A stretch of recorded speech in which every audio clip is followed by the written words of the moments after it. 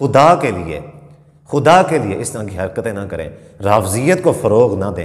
جس نے غلط بات کہی ہے اس کی غلط بات کے اوپر اس کا دفاع نہ کریں، واضح طور پہ علی الاعلان یہ کہیں کہ مفتی صاحب آپ سے غلطی ہوئی ہے، آپ دہرائیں کہ دامادوں میں بھی افضل سیدنا علی رضی اللہ تعالیٰ نہیں ہے بلکہ سیدنا عثمان رضی اللہ تعالیٰ نے۔ یہ کہنا کہ جی انہوں نے دامادوں کے بارے میں کہہ دیا، بات کو گھما پھرا کے کسی نہ کسی طریقے سے رنگ دے کے اس بات کو صحیح ثابت کرنا، یہ ڈھیٹ پن اور بے شرمی ہے۔ دین اسلام کا اپنے مسلک، اپنے چھوٹے سے جعلی فرقے کے دفاع کے لیے آپ دین اسلام کو دو پہ چڑھا رہے ہیں۔ بسم اللہ الرحمن الرحیم، بسم اللہ وحدہ والصلاۃ والسلام علی رسول اللہ، اما بعد۔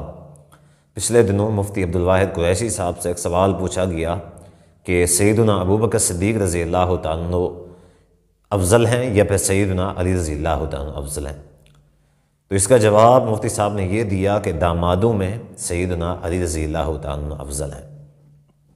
تو ان کے اس جواب پہ ان کے خود کے جو علماء دیوبند تھے انہوں نے بھی ان کو تنقید کا نشانہ بنایا، اعتراض لگایا کہ مفتی صاحب آپ سے سوال پوچھا گیا تھا کہ ان دو صحابہ میں سے کون زیادہ افضل ہے، تو آپ نے مجموعی طور پہ جو ان کی افضلیت تھی وہ بتانی تھی کہ مجموعی طور پہ افضل کون ہے۔ تو آپ نے گھما پھرا کے بات کو گھما کے یہ کہنا شروع کر دیا کہ دامادوں میں سیدنا علی رضی اللہ تعالیٰ افضل ہیں۔ آپ سے دامادوں کے متعلق تو سوال نہیں پوچھا گیا تھا، سوال تو آپ سے پوچھا گیا تھا کہ ان دو صحابہ کی مجموعی افضلیت میں سے جو زیادہ افضل ہے وہ کون ہے۔ تو جب مفتی صاحب پہ اس حوالے سے تنقید ہوئی تو مفتی صاحب نے اس تنقید کا جواب اپنے ایک بیان میں دیا، اور مفتی صاحب نے کہا کہ میں نے یہ تو نہیں کہا کہ سیدنا علی رضی اللہ تعالیٰ افضل ہیں، میں نے تو یہ کہا کہ دامادوں میں سیدنا علی رضی اللہ تعالیٰ افضل ہیں، اور میں اس بات پہ آج بھی قائم ہوں۔ فرماتے ہیں کہ اس بات پہ میں آج بھی قائم ہوں کہ دامادوں میں سیدنا علی رضی اللہ تعالیٰ افضل ہیں۔ اور ان کی افضلیت کی جو وجہ انہوں نے بتائی، انہوں نے کہا کہ وہ یہ ہے کہ نبی صلی اللہ علیہ وآلہ وسلم کی جو نسل ہے وہ سیدنا علی رضی اللہ تعالیٰ سے چلی، اسی وجہ سے سیدنا علی رضی اللہ تعالیٰ افضل ہیں۔ یہ جب میں نے بات کی، کچھ لوگوں کو ادھورے علم کا شوق ہوتا ہے، پھر پتہ تو کرو لفظ کیا بولا جا رہا ہے۔ میں نے خلافت راشدہ میں تو نہیں کہا، دامادوں میں کہا، ایک لفظ اشارہ جو فضیلت ہے حضرت علی کی، اور میں اس بات پہ آج بھی قائم ہوں۔ اس فضیلت کی بنیاد پہ رسالت مآب کے دامادوں میں حضرت علی سب سے افضل ہے۔ وہ کیا ہے؟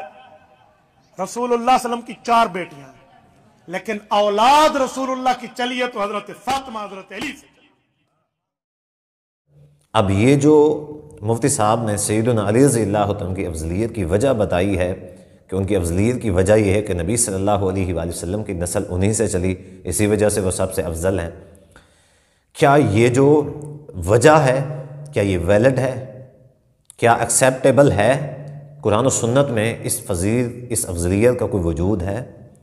مفتی صاحب سے ہم سوال کرتے ہیں کہ مفتی صاحب آپ نے یہ جو وجہ بتائی ہے قرآن و سنت میں آپ کے پاس اس حوالے سے کوئی دلیل ہے؟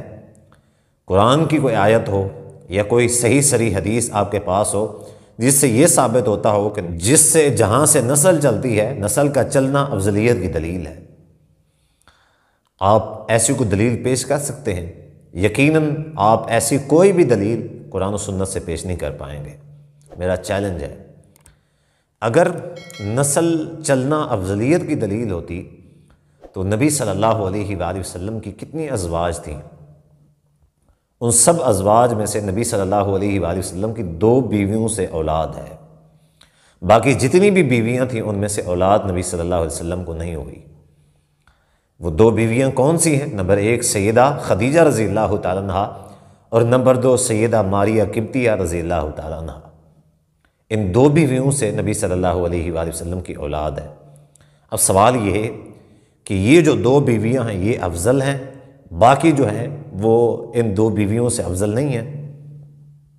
اگر آپ یہ اصول بناتے ہیں نسل کا چلنا افضلیت کی دلیل ہے تو اس اصول کے مطابق تو پھر یہ ہوگا کہ یہ 2 بیویاں افضل ہیں، باقی جو ہیں وہ ان سے کم ہیں۔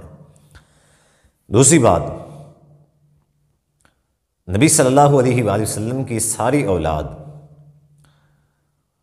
سیدہ خدیجہ رضی اللہ تعالیٰ عنہا سے ہوئی، صرف اور صرف سیدنا ابراہیم جو تھے وہ سیدہ ماریہ قبطیہ رضی اللہ تعالیٰ عنہا سے ہوئے۔ نبی صلی اللہ علیہ وآلہ وسلم سے پوچھا گیا کہ آپ کو سب سے زیادہ محبوب کون ہے؟ تو آپ صلی اللہ علیہ وآلہ وسلم نے فرمایا کہ عائشہ، کیا جو محبوب ہوتا ہے کیا وہ افضل نہیں ہوتا؟ جو صحابہ نے یا جس شخص نے سوال کیا محبوب ہونے کا، کیا وہ افضلیت کا اندازہ نہیں لگانا چاہتا تھا اس سے؟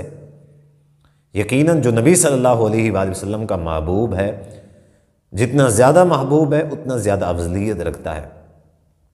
تو گویا کہ آپ نے تو نبی صلی اللہ علیہ وآلہ وسلم کے اس فرمان کی واٹ لگا کے رکھ دی کہ آپ نے فرمایا کہ عائشہ مجھے سب سے زیادہ محبوب ہے، اور آپ نے کہا کہ نسل تو چلی نہیں اس سے، وہ افضل کیسے ہو سکتی ہیں؟ افضل تو سیدہ خدیجہ ہو گئیں، افضل تو سیدہ ماریہ قبطیہ رضی اللہ تعالیٰ عنہا ہو گئیں۔ تو سوال یہ ہے کہ اگر آپ کے نزدیک نسل کا چلنا افضل ہے تو آپ کے نزدیک دوہرا داماد ہونا افضل کیوں نہیں ہے؟ یعنی نسل کا چلنا افضلیت ہے، دوہرے داماد ہونا افضلیت کیوں نہیں ہے بھائی؟ چاہیے تو یہ تھا کہ دوہرا داماد ہونا یہ افضلیت ہوتا۔ سیدنا عثمان رضی اللہ تعالیٰ عنہ نبی صلی اللہ علیہ وآلہ وسلم کے دوہرے داماد تھے، پہلے سیدہ رقیہ، اس کے بعد سیدہ ام کلثوم رضی اللہ تعالیٰ عنہما کے شوہر بنے، تو وہ دوہرے داماد تھے۔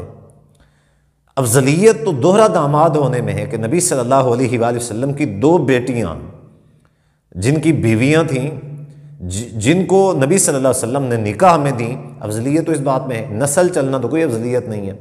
کئی سارے ایسے انبیاء آئے جن کی اولادیں نہیں تھیں، تو کیا خیال ہے ان کی افضلیت کاٹ لی جائے؟ نسل کا چلنا یہ تو اولاد اللہ تعالیٰ کے اختیار میں ہے، جس کو چاہتا ہے اللہ تعالیٰ دیتا ہے، جس کو نہیں چاہتا نہیں دیتا۔ تو کیا جس کو اللہ تعالیٰ اولاد نہ دے یا جہاں سے اللہ تعالیٰ نسل نہ چلائے، کیا وہ اس کی افضلیت پھر اس سے کٹ جاتی ہے؟ اس مقام سے اولاد نہ ملنے سے کیا افضلیت جو ہے اس کی نفی ہو جاتی ہے؟ اچھا، اس سے بڑی جو افسوس کی بات ہے وہ یہ ہے کہ مفتی صاحب نے، مفتی عبدالواحد قریشی صاحب نے چلیں کوئی جواب دیا، جو دیا سو دیا، تو ان کے دفاع میں مولانا مصعب صاحب وہ میدان میں آ گئے اور انہوں نے ان کا دفاع کرنا شروع کر دیا کہ انہوں نے کوئی غلط بات تو نہیں کی، دامادوں کے بارے میں کہا ہے۔ جیسا کہ میں نے کہا ہے کہ دامادوں میں بھی افضلیت جو ہے وہ سیدنا عثمان رضی اللہ تعالیٰ کے کھاتے میں آتی ہے، کیونکہ وہ دوہرے داماد تھے، اور دوہرا داماد ہونا افضلیت ہے، نسل کا چلنا نہ چلنا یہ کوئی افضلیت والی بات نہیں ہے۔ اب مولانا مصعب صاحب آئے اور انہوں نے مفتی عبدالواحد قریشی صاحب کا دفاع کرنا شروع کر دیا کہ ان کے اوپر جو فتوے لگائے گئے ہیں، جنہوں نے ان کے اوپر تنقید کی ہے وہ غلط تنقید کی ہے۔ تو میں یہ کہنا چاہتا ہوں کہ مولانا مصعب صاحب، بات یہ ہے کہ آپ رافضیت کو تقویت پہنچا رہے ہیں۔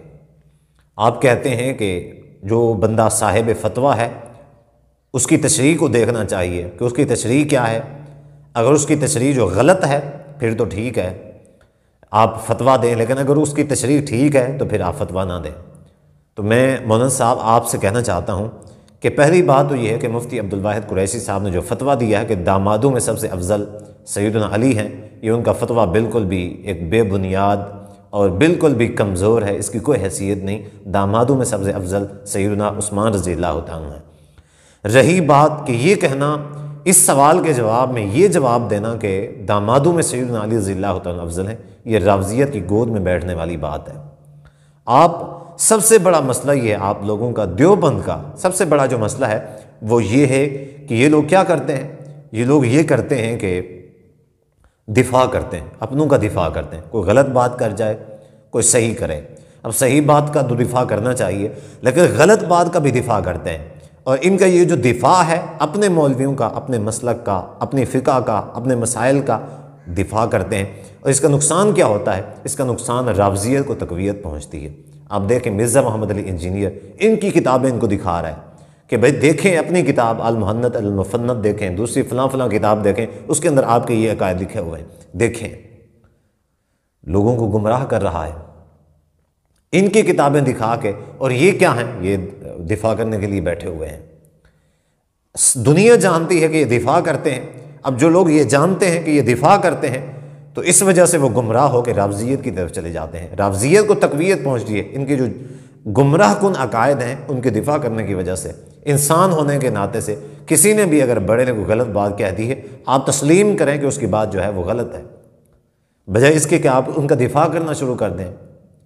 یہ بالکل ایک جہالت والی بات ہے۔ آپ کے مفتی اعظم مفتی تقی عثمانی صاحب جنازے کے اندر سورۃ الفاتحہ پڑھتے ہیں اور آپ ضد کر کے بیٹھے ہوئے ہیں کہ ہم نے سورۃ فاتحہ نہیں پڑھنی، کیونکہ ہمارا جو فقہ ہے اس کے اندر سورۃ فاتحہ کا ثبوت نہیں ملتا، اس کے اندر سورۃ فاتحہ کا ثبوت نہیں ملتا، اس وجہ سے ہم سورۃ فاتحہ نہیں پڑھیں گے، ہمارا جو مسلک ہے اس میں سورۃ فاتحہ نہیں، ہم نہیں پڑھیں گے۔ آپ کے مفتی اعظم جنازے کے اندر سورۃ فاتحہ پڑھ رہے ہیں، لہٰذا ضد نہ کریں۔ یہ جو ضد ہے، یہ جو ہٹ درمی ہے آپ لوگوں کی، یہ دین اسلام کو بہت زیادہ نقصان پہنچا رہی ہے۔ جبکہ یہ کہنا اس سوال کے جواب میں کہ دامادوں میں سیدنا علی رضی اللہ تعالیٰ عنہ ہے، یہ تو رافضیت کو تقویت پہنچانے والی بات ہے، رافضیت کی گود میں بیٹھنے والی بات ہے۔ کتنا نقصان ہو سکتا ہے جب اس چیز کو ڈھال بنائیں گے رافضی کہ دامادوں میں سیدنا علی رضی اللہ تعالیٰ عنہ ہیں، تو اس کا کیا جواب دیں گے؟ ایک طرف آپ سپاہ صحابہ کی بات کرتے ہیں، دوسری طرف آپ صحابہ کے بارے میں ایسی منفی پروپیگنڈے کا ساتھ دیتے ہیں رافضیوں کا، دوسری طرف کہتے ہیں ہم سپاہ صحابہ والے ہیں، صحابہ کا دفاع کرتے ہیں، ہم رافضیت کا جواب دینے والے لوگ ہیں۔ کہاں سے جواب دینے والے لوگ ہیں؟ تو آپ سے مؤدبانہ گزارش التماس ہے، خدا کے لیے اس طرح کی حرکتیں نہ کریں، رافضیت کو فروغ نہ دیں۔